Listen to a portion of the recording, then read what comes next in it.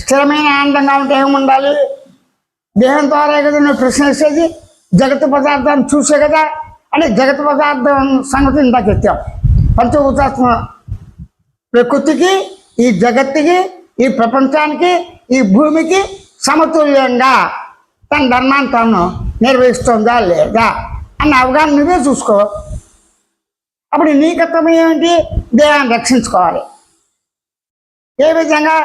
దేహం మనుగడ, మానవుడు మానవ జీవితాన్ని గడపడానికి సమస్త ప్రాణికోటిలో కూడా తనకు సాన్నిధ్యంతో ఉన్న వాటితో కూడి ప్రధానంగా తన శరీర సంబంధంగా తోడు నీడ కావచ్చు, తల్లి తండ్రి గురువు అతిథులు కావచ్చు, స్నేహితులు కావచ్చు, మిత్రబంధం కావచ్చు, అటు ఇటు అన్ని బంధాలు తనకి తెలిసినా తెలియకపోయినా, ఇష్టమున్నా లేకపోయినా పుట్టుకతోనే వచ్చినాయి, పుట్టుకతోనే ఉన్నాయి. అంటే పుట్టుక అంటే ఏంటి? మానవుడిగా మనం జన్మించాం. జన్మిస్తున్న అమ్మ, నాన్న, ఆచార్యులు, స్నేహితులు, తల్లి, తండ్రి, నాయనమ్మ, తాతయ్య, ఇటు కూడా నా పెద్ద అమ్మమ్మ, తాతయ్య, ఈ అనుబంధాలని, వీటి తోడు గ్రామం సంబంధించిన అనుబంధాలని, రాష్ట్రం సంబంధించింది, భూమికి సంబంధించింది కూడా ఉంది. మొత్తం ఉన్నాయి మనకి అనుబంధాలు. ఆ అనుబంధాల్లో బాధ్యతలు ఏమిటి? ఫస్ట్ దేహం. ఆ దేహానికి ఏం కావాలి? అన్నప్రసాదం, పానీయాలు కావాలి. అది నిండుగా సమృద్ధిగా మనకి భూమాతలో ఉన్నాయి.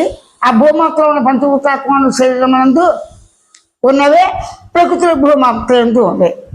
అంటే పీల్చుకోవటానికి గాలి, తన శరీరానికి లోపల గాలి ఉంది కదా, వాయు పదార్థం లేకుండా లేదు కదా. అంటే వాయు కణజాలంతోనూ, అగ్ని కణజాలంతోనూ, జల కణజాలంతోనూ, పృథివీ మట్టి రేణువుల యొక్క కణజాలంతోనూ నా దేహం ఉన్నది. నా దేహం ద్వారా నన్ను నేను తృప్తిపరచుకుంటూ నాతో ఉన్న అనుబంధం ఉన్నవాడికి తగిన విధంగా తృప్తి కలిగించాలి. ఇది ప్రధాన కర్తవ్యం. అనుకునే కదా మనం చేస్తున్నాం తప్పనిసరిగా.